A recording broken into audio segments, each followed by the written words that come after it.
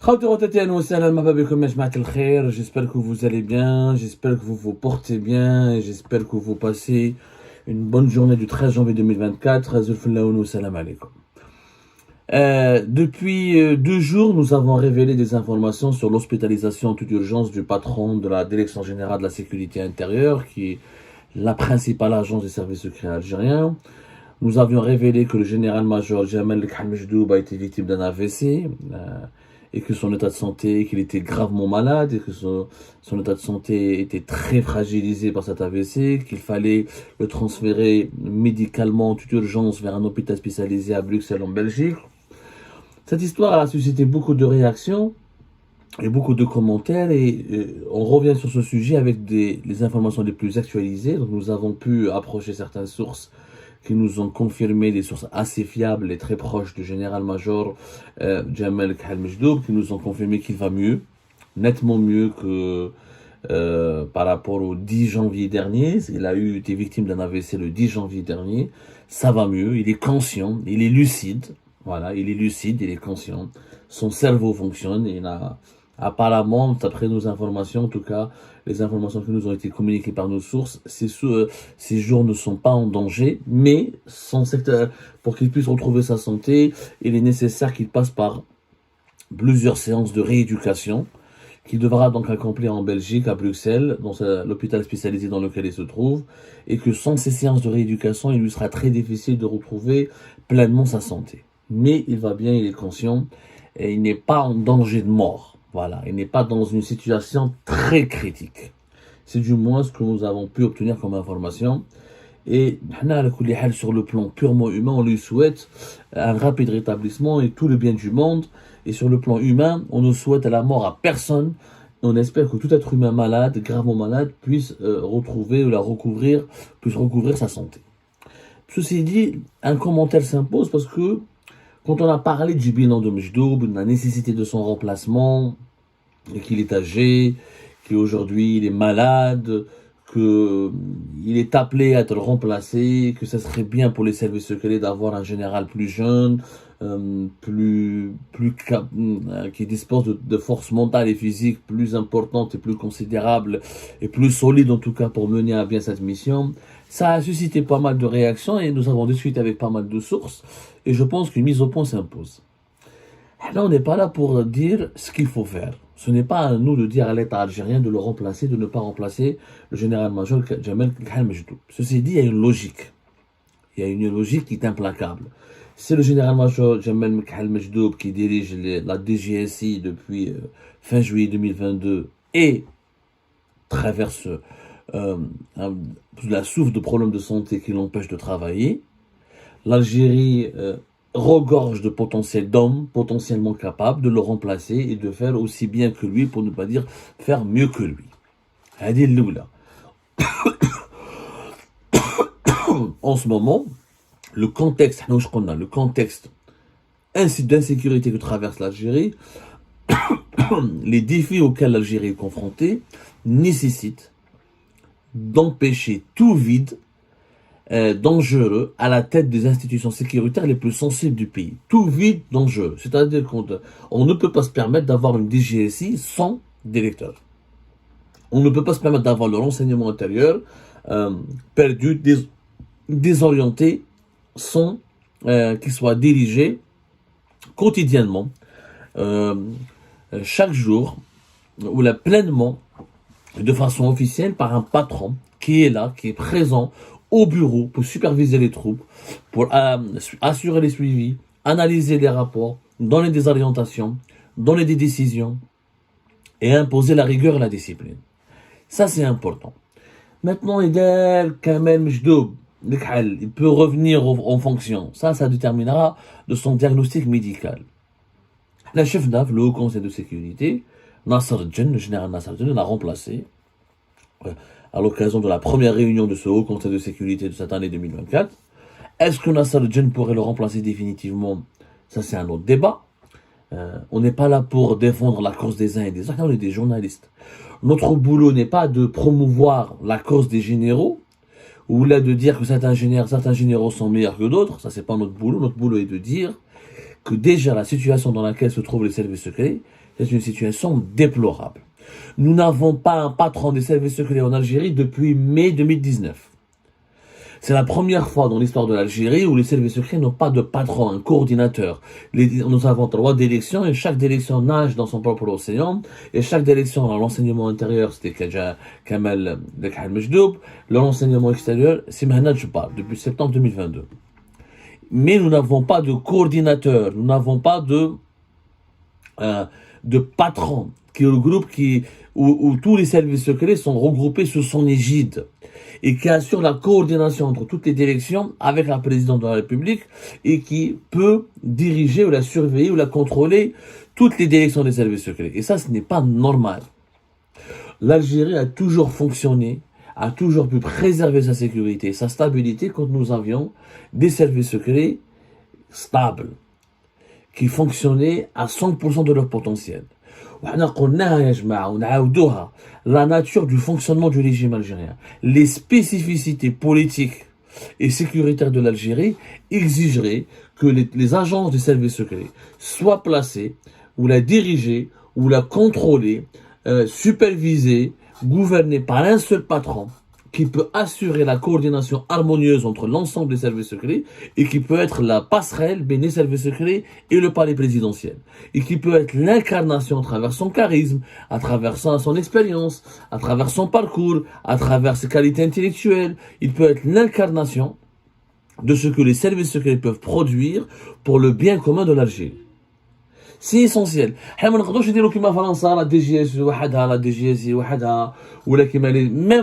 y a des coordinateurs, il y a des services, il y a une agence, il y a une communauté nationale des services secrets, il y a il y a une certaine discipline et il y a des responsables qui assurent la bonne coordination entre les différents services de sécurité. Il y a un manque terrible au niveau de la bonne coordination. Les services secrets, la patron. Nous n'avons jamais fonctionné de la sorte. Le bilan de Mejdoub, il n'a pas su s'imposer, qui n'a pas été peut-être à la hauteur, qui n'a pas su travailler. Ce n'étaient pas des critiques personnelles dirigées contre lui. On a été les premiers à se réjouir de sa nomination en mai 2022 à la tête au départ de la DDSE. On a même donné son CV. On a même salué son parcours. On a même reconnu ses qualités morales. Et on a même dit qu'il était un homme propre, qui ne baigne pas dans des affaires, qui n'a pas sur le dos des affaires de corruption. Mais, les services secrets en Algérie, les services secrets, ils ne sont pas écoutés, ils ne sont pas considérés, ils ne sont pas suffisamment influents. La preuve, si les services secrets étaient écoutés, s'ils étaient pris en considération, on n'aurait pas eu autant de répression politique. Le rôle des services secrets, c'était justement de gérer les opposants, de gérer les élites de l'opposition, de parler avec la société civile, de noyauter la société civile, de dialoguer, de négocier, de trouver des compromis pour que le pays puisse respirer et bénéficier d'un certain seuil de liberté publique et individuelle sans que l'ordre ne soit déstabilisé, sans qu'il y ait d'anarchie, sans qu'il y ait des crises d'instabilité politique. L'Algérie n'a jamais mis autant de journalistes en prison depuis la fin de la décennie noire, n'a jamais verrouillé le champ politique, n'a jamais interdit l'exercice de l'opposition politique, la liberté d'expression n'a jamais été aussi éliminée, aussi dans une situation aussi désastreuse. Et ça, c'est le résultat de l'absence des services secrets.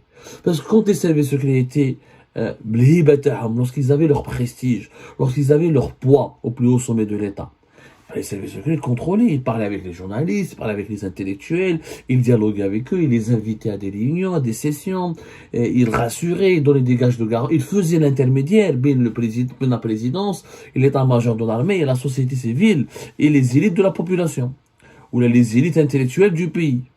C'était eux le trait d'union. Voilà, les services secrets demandaient aux journalistes ou aux intellectuels, aux opposants de faire des compromis, et ils demandaient au président et aux généraux de l'état-major de faire des compromis pour que le pays soit stable, pour que tout le monde puisse bénéficier d'un certain seuil de liberté, d'une certaine marge de manœuvre, tout en garantissant le maintien de l'ordre. On n'est plus dans ce cas-là. Chef de la police, Zinedine Benchir, elle arrêtait tout et n'importe qui, elle violait l'intimité des gens, elle a élaboré des clips de propagande pour s'attaquer aux opposants, aux journalistes. Les prisons sont remplies de personnes d'être réfractaires au régime actuel. L'Algérie est devenue un pays totalement instable, où les gens ne peuvent plus s'exprimer. C'est quoi l'instabilité? C'est quand il n'y a pas de liberté publique et individuelle, quand les gens ne peuvent plus s'exprimer. Quand tu parles, tu te retrouves en prison. Des détenus politiques, il y en a plein. Leur nombre est encore incessant, est encore considérable. Ça, c'est une forme d'instabilité du pays. Parce qu'elle dit la répression dure, elle nourrit des frustrations. Les frustrations peuvent générer des émeutes, peuvent générer le retour du Hirak, poussent les opposants algériens à s'exiler à l'étranger. Quand tu es exilé, tu deviens plus violent, tu deviens plus radical, tu es peut-être récupérable, tu subis l'influence des puissances étrangères. Tout ça parce que nous avons une situation interne totalement bouleversée par un aveuglement répressif incessant. Les services secrets ne sont pas là pour la répression, ils sont là pour le contrôle, pour la surveillance, pour le maintien de l'ordre, mais à travers des méthodes douces, à travers des méthodes intelligibles, en essayant de fédérer toutes les composantes de la population au sein de l'ordre, autour de l'ordre, autour de l'État. C'est ça leur boulot. Quand il n'y a plus d'intelligence, il y a la brutalité. Mais quand les services secrets assurent l'intelligence dans la gouvernance, il n'y a pas de brutalité.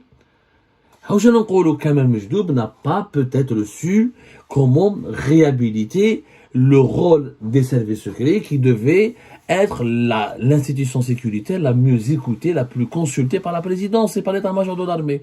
Chefna, où il y a des blocages.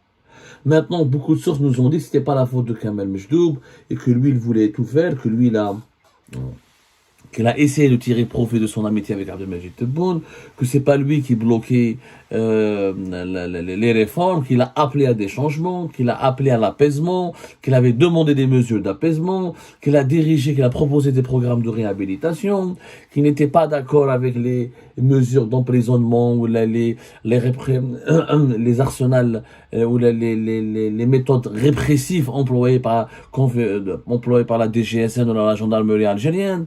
Mais bon, s'il n'a pas été suffisamment écouté, c'est qu'il y a un problème. C'est la première fois peut-être il y a eu deux séquences dans l'histoire de l'Algérie récente où les services secrets n'ont pas été écoutés et pris en compte. Le quatrième mandat de Abdelaziz Bouteflika, où clairement le général Touver à l'époque du DRS ont demandé ce qu'il n'y ait pas de quatrième mandat, n'ont pas été pour le quatrième mandat, et on a vu les conséquences du quatrième mandat. La crise politique de 2019 a été créée essentiellement par le quatrième mandat de Bouteflika. Abdelaziz Bouteflika n'a pas voulu d'un successeur, il a voulu mourir au pouvoir et que voilà, et sa maladie s'est beaucoup plus aggravée à partir de 2017 et la crise de succession a commencé en 2018 et avec des services secrets beaucoup moins forts, beaucoup moins structurés qu'à l'époque du général Toufer, on a voilà, habina ou la karana. C'était l'erreur du quatrième mandat et elle est liée pour beaucoup de choses dans la crise politique de 2019. Et la deuxième fois où les services secrets ne sont pas écoutés, c'est la gestion du Hirak. La gestion du Hirak, la répression dont on a été menée le Hirak en 2021, le Hirak a été empêché brutalement, essentiellement par la police, par la DGSN, avec Zinedine Benchir. Les services secrets étaient pour une autre approche. Ils n'étaient pas pour qu'on emprisonne tous les opposants, pour qu'on harcèle tout le monde, pour qu'on élimine la parole libre. Les services secrets étaient pour une médiation, pour des mesures d'apaisement, pour un dialogue, pour une gestion, pour une ouverture vers d'espaces politiques, pour que cette dynamique du Hirak soit préservée sans qu'elle sombre dans la radicalité. Alors que la répression policière terrible l'a fait sombrer dans la radicalité. Il y a beaucoup de hirakistes qui ont commencé à reproduire les thèses de certains mouvements radicaux, ou à prononcer des slogans radicaux parce qu'ils ont vu la répression policière. Parce qu'ils ont subi, chez vous, le régime se durcissait.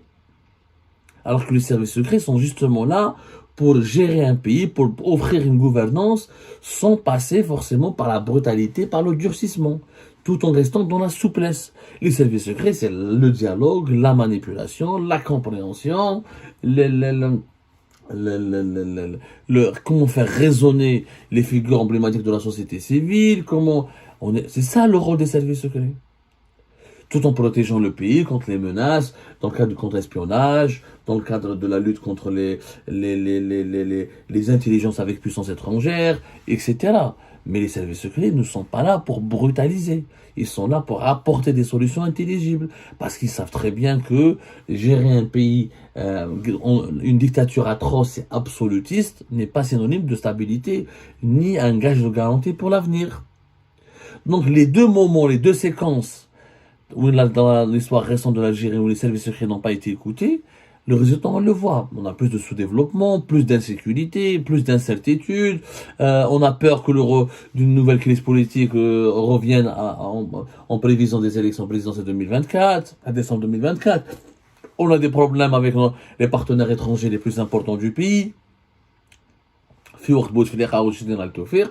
On n'avait pas autant de problèmes avec la Libye, autant de problèmes au Mali, autant de problèmes avec l'Espagne, des problèmes avec les Émirats. Ça se passait nettement mieux. Parce que les présidents écoutaient ces services secrets. Il y avait une coordination. Il y avait des services secrets qui pouvaient faire des rapports de qualité, qui accédaient à des informations. Ils avaient des réseaux de sources importants dans ces pays partenaires. Ils avaient des possibilités d'accéder, des carnets d'adresse, d'accéder à des personnalités influentes dans ces pays étrangers, où on pouvait trouver des compromis pour approfondir, pour établir de bonnes relations. Donc, à Makanouelou. Le fait que les services secrets n'aient pas de patron, qu'ils soient divisés, qu'ils ne soient pas écoutés, que leur rôle soit minoré, et qu'on privilégie, qu'on médiatise davantage, ou là on attribue davantage, on essaie de davantage mettre en avant la police ou la gendarmerie au détriment des services secrets, ça prouve que cette institution dérange, qu'on n'a pas envie qu'elle soit renforcée, qu'on n'a pas envie qu'elle redevienne comme elle était. Ou avoir des services secrets puissants, c'est un problème. Ben non. Aux États-Unis, la CIA est puissante, mais les États-Unis, c'est une grande démocratie. En France, les services secrets sont puissants, mais la France, ça reste une démocratie. C'est un pays qui se développe. Et ça reste une puissance. Il y a que de belles.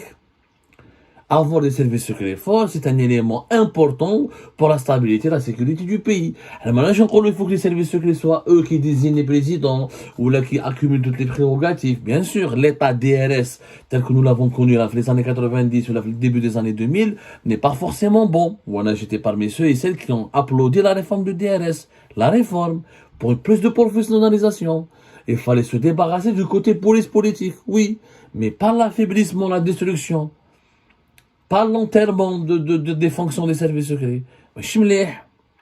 C'est pour ça qu'on dit le remplaçant, si Jamal Majdoub devait être remplacé, il doit être remplacé dans ce cadre-là, avec un général beaucoup plus jeune, beaucoup plus moderne, beaucoup plus sophistiqué, mieux connecté aux mutations du monde et qui comprend la nécessité d'utiliser le dialogue, d'utiliser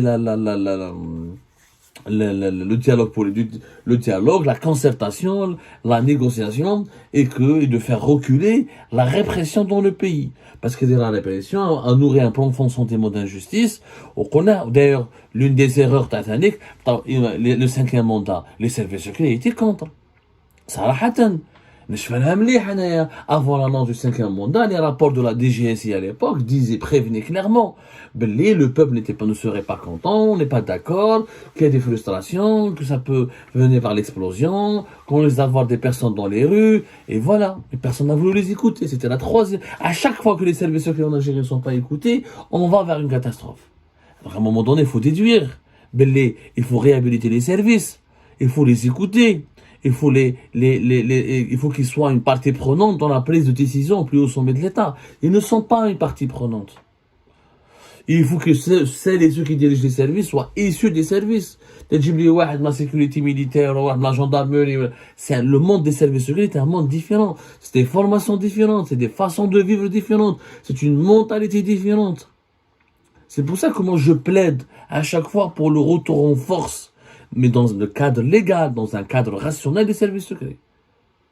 Ça ne veut pas dire qu'il faut leur donner le pouvoir absolu. Il faut leur donner leur part nécessaire du pouvoir. ils ont perdu cette part nécessaire du pouvoir. Et c'est pour ça que je pense que la maladie de général-major Jamal Hamejdoub devrait nous fournir l'occasion, l'opportunité de poser un débat serein sur l'avenir des services secrets, sur ce qu'on doit faire de ces services secrets, sur ce qu'on doit les utiliser et sur la nécessité peut-être de rajeunir leurs dirigeants pour qu'on puisse disposer de généraux beaucoup plus jeunes, beaucoup plus tolérants et capables de relever le défi afin d'assurer la stabilité de cette Algérie dont l'avenir nous inquiète plus que jamais.